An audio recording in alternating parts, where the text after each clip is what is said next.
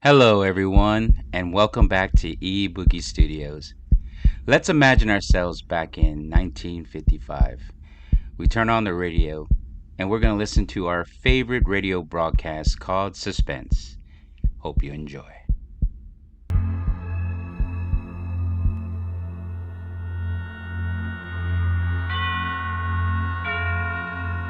And now, tonight's presentation of radio's outstanding theater of thrills, Suspense.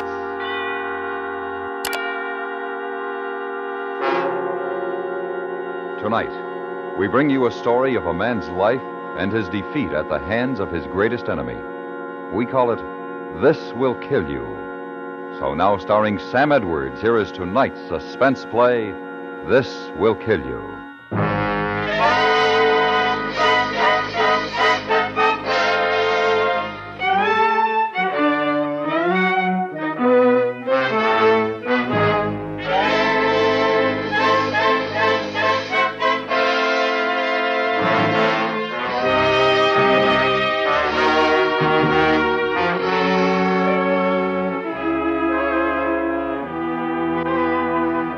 Listen, get a load of this. This'll kill you. I got a story that should be written up by one of those big magazine writers. Only mine is true. Yeah, the whole thing is true, so help me. They say the truth is stranger than fiction, don't they? Well, get this. I was working down at Acme Engineering, an outfit making hydraulic valves for all the big airplane companies. We had a foreman named Charlie Harris, one of those big, good-looking guys who thought he was a big shot because he was boss. Well, this guy was always picking on me. Like, for instance, one morning I came to work a few minutes late, and this Harris says, Well, good afternoon, Jordan. "Oh, save those gags for Jack Benny. It's only 8:15. I'll get here at 8, and you'll be spared my sense of humor. Ain't a guy got a right to get here a couple of minutes late once in a while?" Sure, once in a while, Joe, but not every other day. "Oh, gee, Charlie, my alarm clock's on the bum." Save that for the teacher. Come on, Joe, get on the ball. "Save that for the teacher," he said. Always throwing up to me that he graduated from engineering school. And I never even got a chance to go to high school. As if you need an education to be a smart guy. Why, I could tell you 100 guys who never even went to school. And they could buy and sell that guy. Now, but that's another story. Anyway, this Charlie Harris kept giving me the needle. Joe, can I talk to you a minute?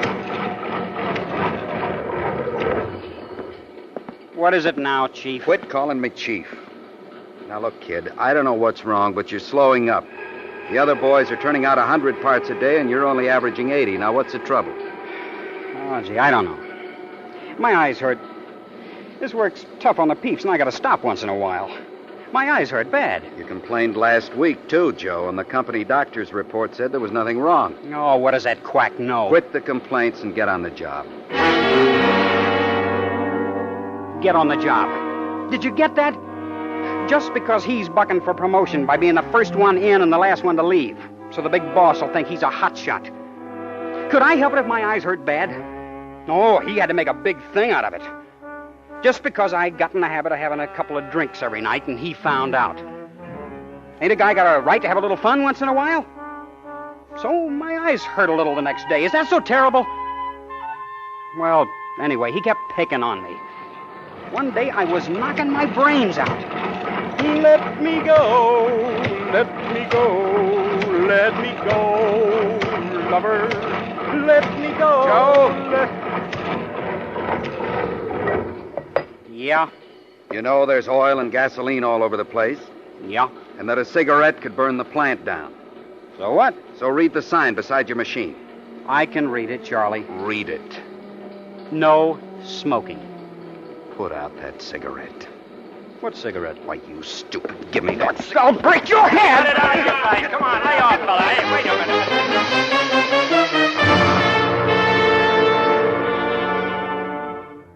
I would have murdered the guy, but he hit me a lucky punch. Never would have happened again in a million years, but he knocked me out. Charlie was standing by the cot when I came to, looking worried. He started to apologize, but I gave him a quick brush. The stinking rat. He was scared of me. That's why he didn't report me to the front office. He acted as if he was doing a big thing by not snitching. But it was because he was scared of me. He thought I'd forget. Oh, no. Joe Jordan never forgets nothing. Remember that. And Joe Jordan always gets even. But I played my cards right. I didn't let him know I was still sore. That was smart, wasn't it? I went on working as if nothing happened, even though the rest of the guys started picking on me, too, because he was boss, and they was trying to get in good with him. They kept after me every day until I thought my head would explode, always rubbing it in. Hey, Rocky, still leading with your chin? Hey, Joe, quit using my tools all the time. You're not smoking again, buddy. You're asking for another one of those lucky punches from Charlie, you know. Quit throwing your shavings on my machine, Joe.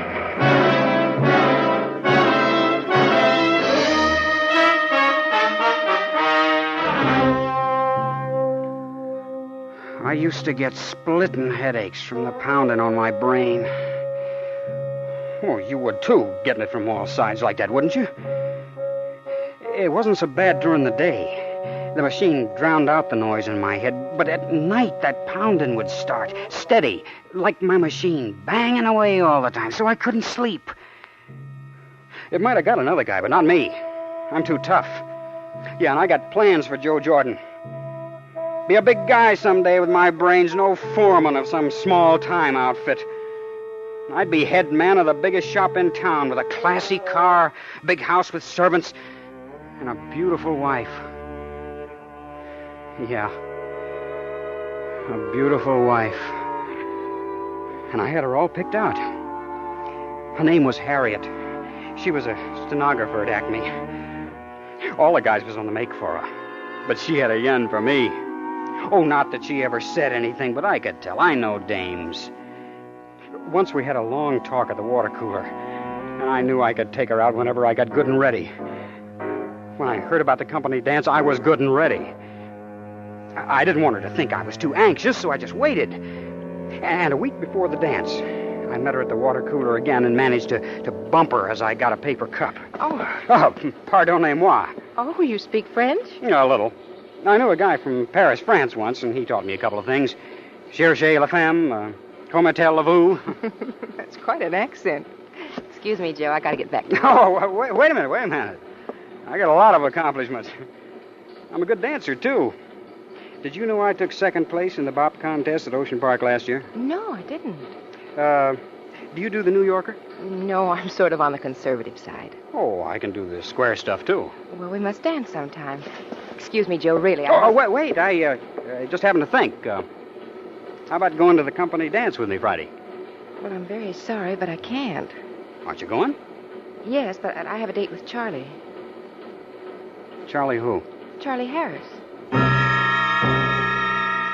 Charlie Harris. He moved into my life, then he moved into my head and started it banging. And now he moved in with my girl. That guy was doing everything he could to burn me up. He knew I was going to ask Harriet to the dance, and he beat me to it. Okay, I said to myself, okay, I can wait a week. But I'll get to dance with the little lady. Once I get her in my arms and show her a couple of steps, she won't want to dance with him again. Oh, it was a long week. I kept hearing reports that Charlie and Harriet were engaged. But that was just to burn me, see? And then came the dance. Didn't you bring a girl, Joe? I got a doll here, pal.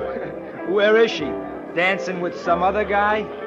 Yeah, dancing with some other guy. Well, don't stand there with your teeth in your mouth. If my girl was dancing with another guy, you can bet I'd cut in. That's a good idea.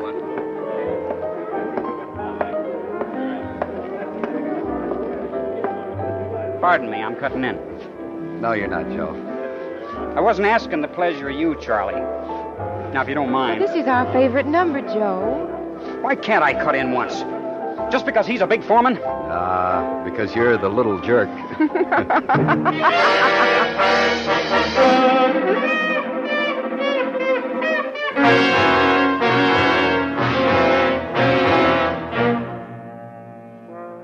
Jerk. Did you get that? He called me a jerk. But he didn't know how smart I was. All good things aren't on the surface, you know. I went home and I tried to sleep, but the pounding on my brain was coming like a sledgehammer. Bang, bang, bang. And I could hear Harriet laughing at me. That dirty double-crossing dame laughing at me, laughing at me. The banging in my head coming louder and louder, crashing against my brain, exploding. And then the pounding stopped. For the first time in weeks, there was silence in my head. It's soft, cool, quiet. Like Sunday morning, when you were a kid and no one was awake in the house but you. Like Christmas night, after the excitement was over and you went to bed and thought about the new sled and the wonderful dinner you just ate. And outside, you heard the tinkling sleigh bells. And there was peace on earth. And then I got the idea. No more pounding in my head now. I was going to eliminate the cause of the pounding. Kill the root. Yeah, I was going to kill two birds with one stone. Charlie Harris was going to burn for murder. And the murder? The murder of Harriet Slate.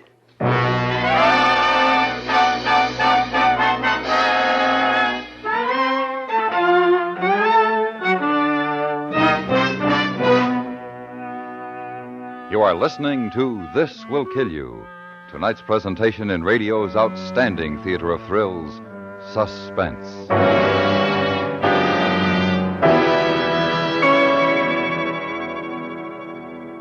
This Thursday, December 1st, will be the second annual SD Day, Safe Driving Day. Its purpose, very simple: to demonstrate that on any given day on which all motorists redouble their efforts to avoid accidents, there will be drastically fewer accidents. Doesn't this fact that last year's SD Day resulted in a great reduction in accidents suggest that everybody cooperate in every way to make SD Day a success again? This has been a public service reminder from CBS Radio. And now we bring back to our Hollywood sound stage Sam Edwards, starring in tonight's production, This Will Kill You, a tale well calculated to keep you in suspense.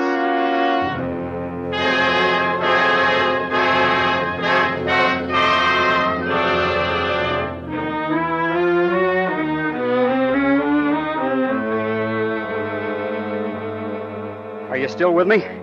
Well, listen, like I was telling you, I decided to kill Harriet and pin the rap on Charlie.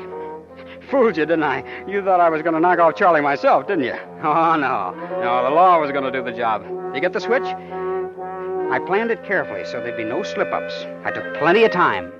I worked it all out to the smallest detail. And then I did a real smart thing. Now get this. I knew how I was going to knock off the dame and how to pin the blame on Charlie. But the only thing missing was the motive. Understand, the motive. So before I killed her, I started supplying the motive. Every day down at the plant, I'd drop something here and there to the guys. Hey, Marty, I just heard Charlie and Harriet had an argument down the hall. Love a spat, probably. I understand things aren't so hot between those two. You're crazy, Joe. Well, that's what I heard. Charlie's been doing a lot of bowling these nights, hasn't he? Yeah, he loves it. He didn't seem to when he and Harriet were so palsy-walsy. I heard something about that, but I don't believe it. I do. I heard them arguing plenty in the hall the other day. Did you hear that Charlie and Harriet had a big blow-off last night? Something about another guy. Yeah, I heard things weren't going so hot with those two lately. Say, listen, you hear that Harriet and Charlie had a big scrap the other night? Old news, Marty, old news. I understand she's got a guy up north, and Charlie is burning. He ought to bust her head wide open. It would serve her right for two-timing a nice guy like Charlie. You said it, Marty. There was the motive.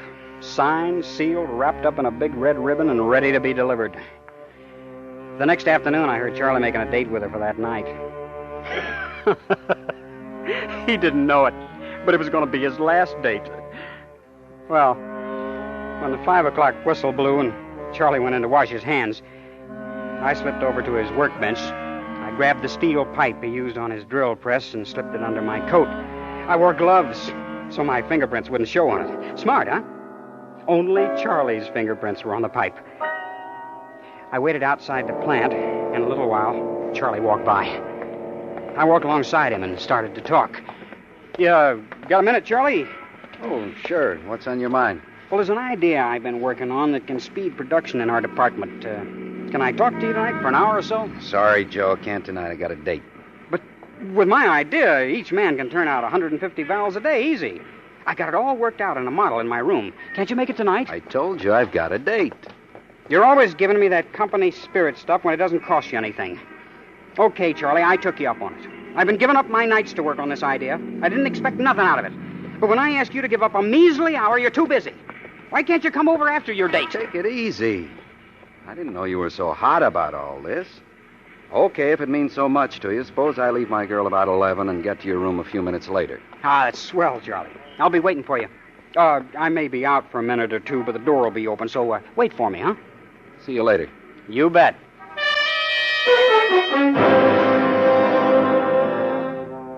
Everything was working like I planned. Pretty good for a dumb guy, huh? Well, I grabbed a bite of dinner and then dropped over to Charlie's boarding house. He lived on the first floor in the back. I looked at his window. It was open a little. Perfect. I waited until dark, pushed up the window, and dropped in. It took only a few seconds to find what I wanted. A handkerchief with Charlie's initials on it. I was outside and walking down the street before he even had time to get nervous. I killed time until about 10:30 and drove over to Harriet's house and waited across the street. In a little while, Harriet and Charlie walked up, talked for a little while, and then Charlie looked at his watch and kissed her good night.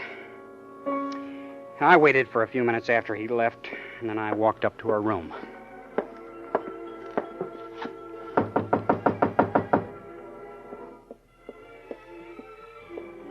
Who's there? It's me, Harriet, Joe Jordan. I got to tell you something about Charlie. Joe, what is it? No, don't get nervous. Nothing happened. I'm just playing a little trick on Charlie. Oh, you had me scared for a second. Come on in, Joe. I was just making a little home recording of the song, singing along with the radio. I know Charlie will get a big kick out of it. Yeah. That's your favorite song, isn't it? Charlie's, too. We love it. You really go for that guy, don't you? Any question about it? Joe, we were going to tell everyone in a few days anyway, so you may as well know right now. Charlie and I are going to be married in 3 weeks when we get our vacations. Isn't that wonderful? Yeah, that's wonderful. Only you're taking your vacation a little sooner than that, baby. What do you mean? You're not marrying him or anybody else, see? Are you kidding? Get out of here, you little jerk. I'm a little jerk, am I? Joe! Joe, what are you going to do with it? Joe, no!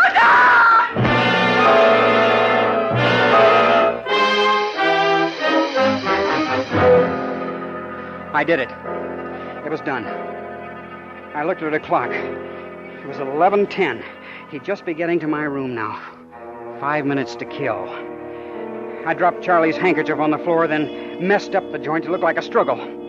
I waited till 11:15, then smashed the clock.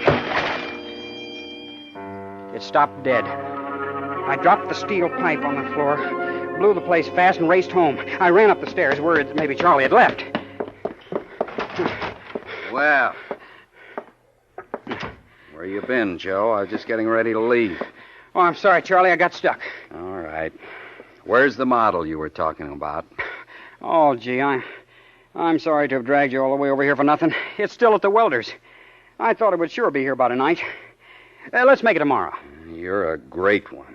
You messed up my whole evening. Oh, I'm sorry. I poured a couple of drinks into him so he wouldn't get home till late. And then I dropped off to a nice, restful sleep. The next morning, I was on the job at 8 on the dot. Charlie was there already, but that didn't worry me. It wouldn't be for long.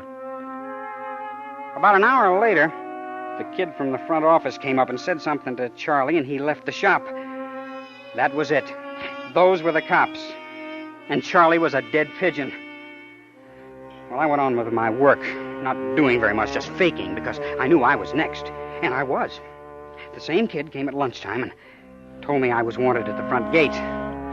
I got a little nervous when I saw the two big coppers, but as soon as they spoke, I felt it was going to be all right. Joe Jordan?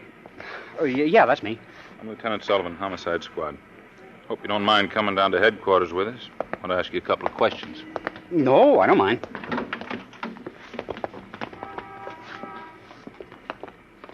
What's it all about? Where were you last night, Jordan? Last night? I hit the hay early. What time? Well, I was awful tired. I had a tough day at the shop yesterday. I guess about 9:30. Did you see Charlie Harris last night? No. I saw him when we left the plant yesterday about 5, but... Hey, where's Charlie now? He left the shop about 10 this morning. Oh, never mind. But he says he was in your room at 11:15. Well, maybe he was. Charlie Harris is a nice guy, and he don't lie. If he says so, then it's probably right. Thought you said you went to bed about 9:30. No, I did. Maybe I was asleep when he came in. Maybe I was talking in my sleep when he was there. I wouldn't want to louse up Charlie. Say, what are you guys trying to pin on me? If Charlie's in a jam, I got to know what he said. I got to back him up. Save it, kid. Tell me, do you know Harriet Slate? That no-good two-timing dame double-crossing a good guy like Charlie. Why, he was just telling me when we left the plant yesterday that he was going to get it settled last night once and for all. So what are you smiling at? Did I say something? Smart, huh? I handled that smart, didn't I? Do you see now how I worked the whole thing out? Every little detail? Remember how I planned it that night in bed when the pounding stopped like I told you before? The trial was a cinch. The DA had all the evidence he needed, and a little more. Charlie was with her that night. Proved. The steel pipe was his, wasn't it? Proved. They was his fingerprints, wasn't they? Proved. And the motive? The boys in the plant furnished that. They were perfect witnesses. They liked Charlie, tried to help him, but they had to admit the stories that were going around. And the piece de resistance, that's French, you know, was the way I knocked his alibi for a loop. Now you see why I smashed the clock at 11:15? Boy, you should have seen that guy when the jury came in with a verdict. Charles Harris, will you rise and come before the court?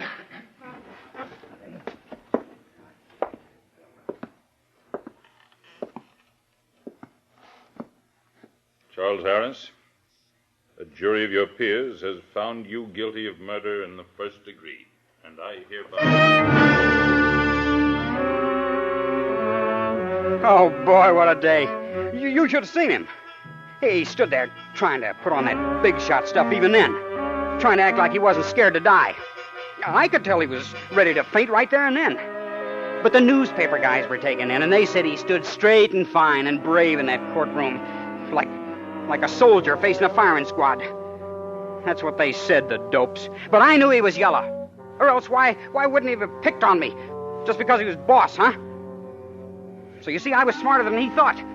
Than anybody thought. Even the DA and those cops. That was a funny situation, wasn't it? The real murderer was in court, furnishing the testimony that convicted that poor slob. And no one knew it.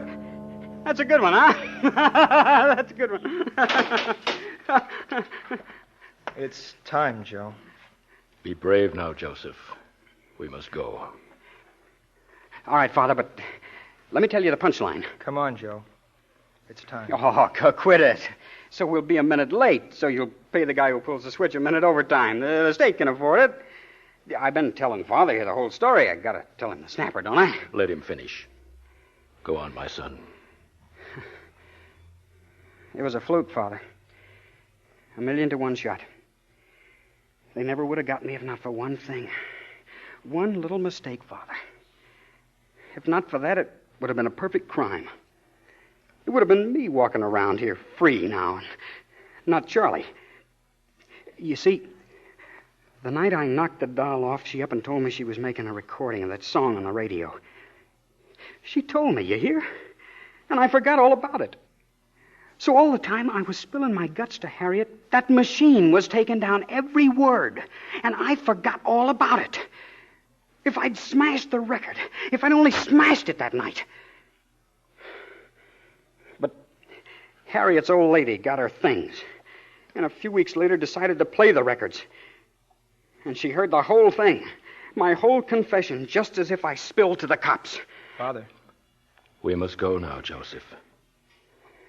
Okay, Father. I'm coming. Come on and watch a real man walk down the last mile.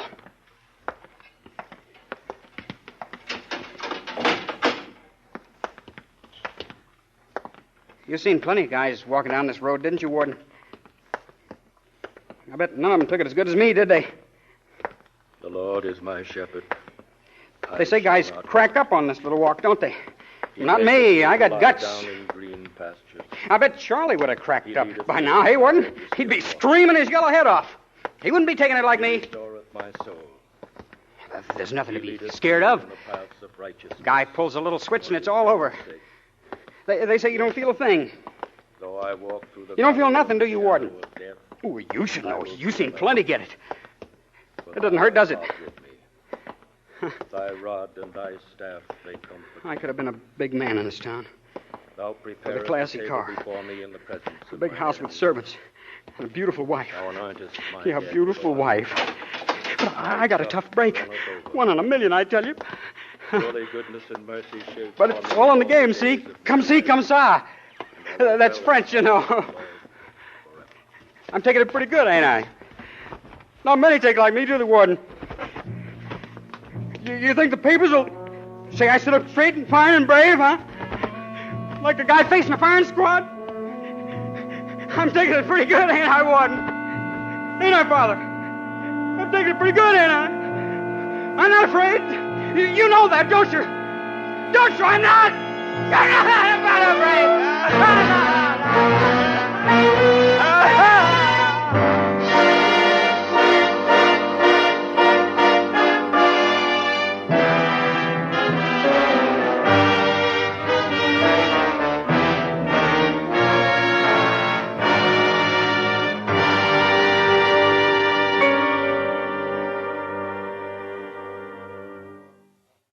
Suspense, in which Sam Edwards starred in tonight's presentation of This Will Kill You. Listen again next week when we again bring you another story in radio's outstanding theater of thrills, Suspense.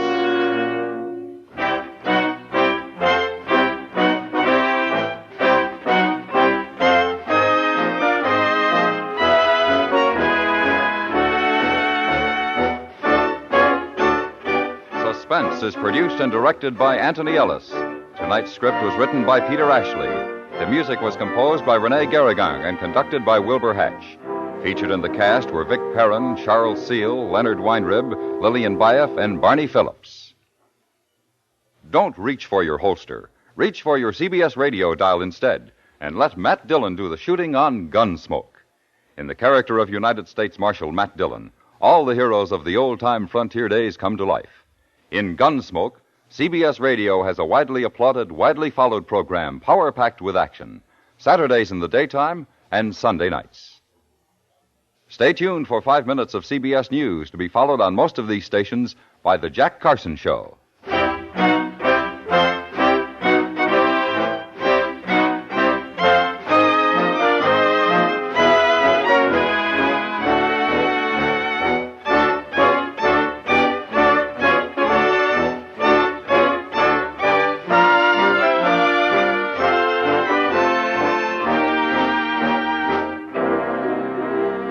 Friday nights, join us in the 21st Precinct on the CBS Radio Network.